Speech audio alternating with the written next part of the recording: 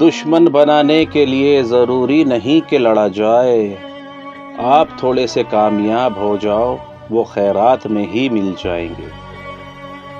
مشکلات کا پتھر تراشنے کے بعد جو ہیرا نکلتا ہے اسے کامیابی کہتے ہیں۔ ایک بات ہمیشہ یاد رکھنا، ہر دروازہ دستک کے لائق نہیں ہوتا۔ بدلہ تو دشمن سے لیتے ہیں، ہم تو معاف کر کے دل سے نکال دیتے ہیں۔ دیکھنا کہیں زندگی آسان بناتے بناتے موت مشکل میں نہ ہو جائے۔ سارا فساد بڑھتی ہوئی خواہشات کا ہے، حرام اور سکون دونوں اکٹھے نہیں ہو سکتے۔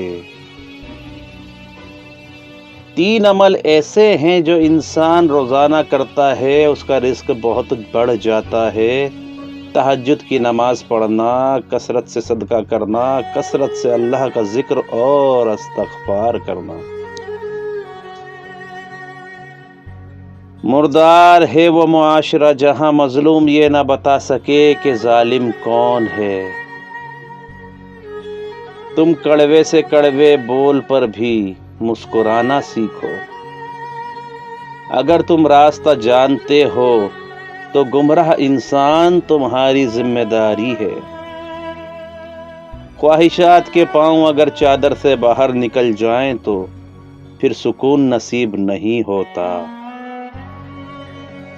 بے شک ہم صرف اور صرف خوش رہنے کے لیے پریشان ہیں۔ السلام علیکم۔